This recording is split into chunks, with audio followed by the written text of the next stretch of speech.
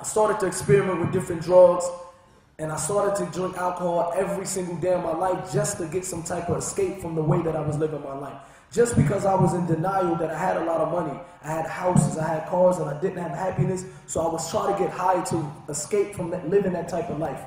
And it happened to be one day I was in a recording studio, and I got into a fist fight with my own little brother. My own little brother, the same little brother that I brought from New Jersey to protect him from the streets of New Jersey. My same little brother that when he was getting in trouble selling drugs, I told my grandmother, send him out here with me, I would straighten him up. I got intoxicated, and I got into a fight with my little brother to the point where I almost killed my own little brother.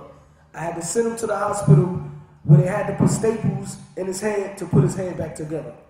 But it happened to be a Muslim brother in the parking lot at that time. He came to me, he calmed me down, he asked me what was my name, he asked me what was going on, and I told him my name was Mutar, and he asked me was I a Muslim, and for some strange reason, I said yes, I'm a Muslim. Even though I knew nothing about the religion of Islam, like I said, my mother and father converted to the religion of Islam. I had an uncle that was a Muslim, but the only thing he ever talked to us about Islam is that I'm a Muslim, this is my religion, the book is called the Quran, and we don't eat pork. So I told him, he said, since you're a Muslim, where do you go pray? I said, well, to be honest, I never ever went to a mosque before. He said, well, I'm going to invite you to the mosque. I want to bring you to the masjid. And I said, eventually, after his phone calls, he kept calling me. I rolled up in there, even in his own words. He said, when I came up to the masjid, to the mosque, I had about 30 friends with me. Because everywhere I went, I'm thinking everything's is the same. I'm thinking the people in the mosque are just like the people when I go to the record store. It's the same thing, so I rolled up in there with 30 deep. And I noticed when I got up in the mosque, I seen a sense of brotherhood, and I seen some type of seriousness that I didn't see in the streets, that I didn't see in the record companies. And I seen that the people was real men, but they had a certain type of brotherhood, a certain type of respect for each other. They looked like they had some type of happiness and peace in their face. And this is what I was searching for. So after he gave me literature of Islam, he gave me the English translation of the Quran. When I read it, the English translation of the Quran, I knew that this could not be the words of a man. And eventually, alhamdulillah, I accepted the religion of Islam. After accepting the religion of Islam, this was the first time in my life I ever felt some type of happiness. The first time in my life I ever had some type of discipline. And eventually I was able to leave the music industry. One of the things I do now is motivational speaking, and I try to do a lot of work with the youth from in America, Toronto, the Middle East, and I come to the UK often. The reason why I'm out here now, I came out here with the council in London and also the brother, they flew me out here to Birmingham. Well, I drove to Birmingham. I came out here basically to speak to the youth. And one of the reasons I want to speak to the youth is because you guys are having a problem with gang issues nowadays. Like the brother said that over the last few years, you guys had about 20-something murders, homicides in Birmingham. Now, to me, even 20-something bodies is 20 more, it's way too much. It's too much. But coming from America, I wish that I could say in my neighborhood, it was only 20 people that died. I wish that I could say, man, I wish New Jersey or Los Angeles or Philadelphia was like Birmingham, and we knew that where we could have ended or we would have been heading so that we could turn our city around. I wish we could have said that because basically you guys still have sign of hope. Because in Philadelphia alone, which is a small city, it might be the size of Birmingham. Last year alone, they had 375 murders in one small city. The majority of these people was teenagers.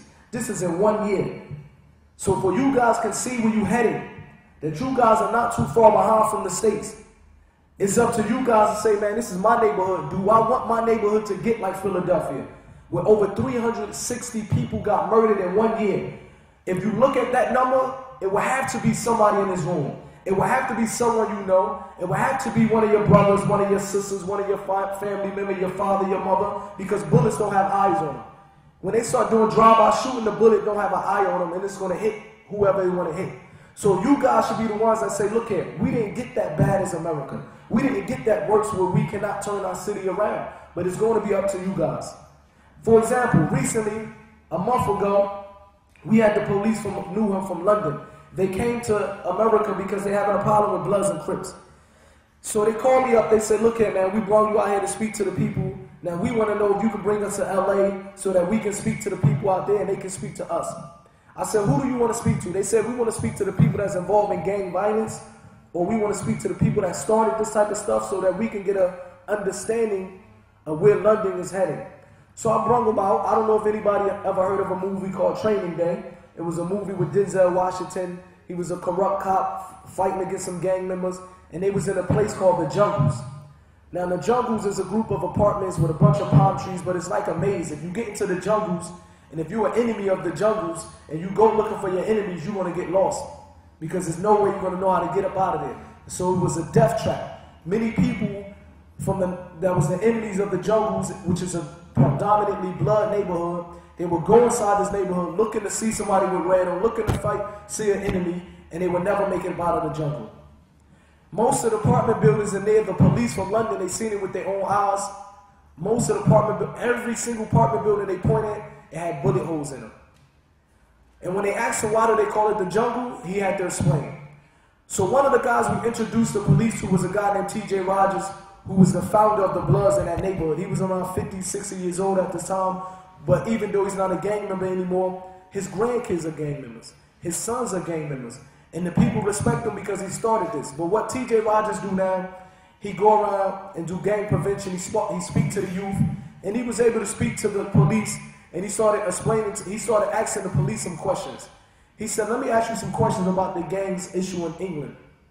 He started to ask some questions about what type of violent crimes do they commit, what type of damage they do to their enemies, what type of stuff do they get involved in. He said, well, they stabbing each other. Every once in a while you'll hear some gun crime, but the majority of the crime is knife crime.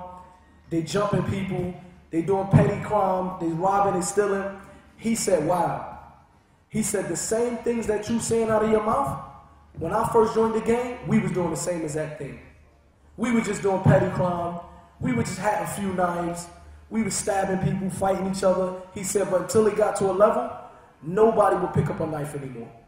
He said it came to gunplay.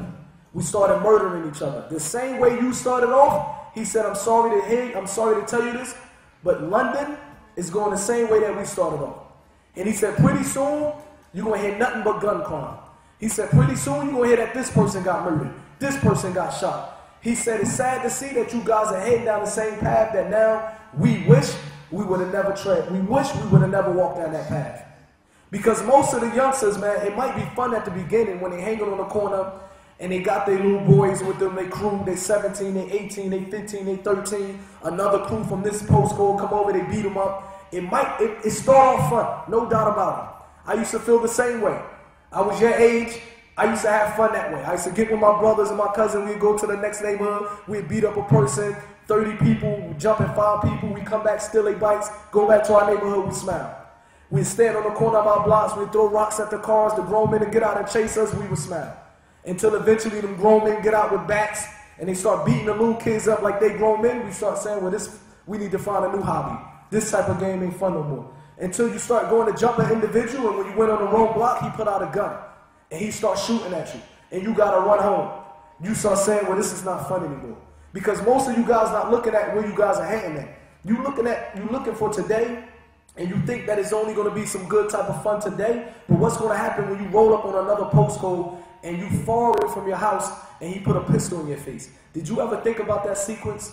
Did you ever get a chance to think about what's going to happen to you when you standing on your block and the car turn around the corner with an AK-47 out the window doing a drive-by shooting? Did you ever think about that? Do you ever think about while you repping your postcode that it would get to a point that all it takes is one individual from your postcode to put a gun on another person, take his life, now you want to get revenge, and then it goes on and on and on and it never stops? Did you ever think about that? Do you ever get to the point, did you think that you want to walk in the house and see your own mother, father, your grandmother sleep in the bathtub? And you ask her, why are you sleeping in the bathtub? And they tell you, because last night it was bullets going through my house. And I was afraid that if I slept in the bed, that I would get hit by a bullet. Do you want this for your mother and your father, your grandparents? Are you that much of a gangster that you want that for your parents? Can you say that you want that for your parents? You should ask yourself, be honest with yourself. Because this is where you guys are heading at. You guys are not too many years, well, I would say maybe 20 years behind. And I would say maybe not that, because now, like the brother said, you finding some guns on the street. You finding weapons on the street. But I don't think that the kids are looking at the consequences, man. I think you're looking at the fun that it is, the adrenaline rush you get when you walk home from school with 3 or 4 of your boys or 20 of your boys. It start off fun, but are you thinking about when you wake up one day and you see one of your right-hand mans in a wheelchair? Another one of your friends, he locked up for life. Another one of your friends, he get his face shot off in front of you.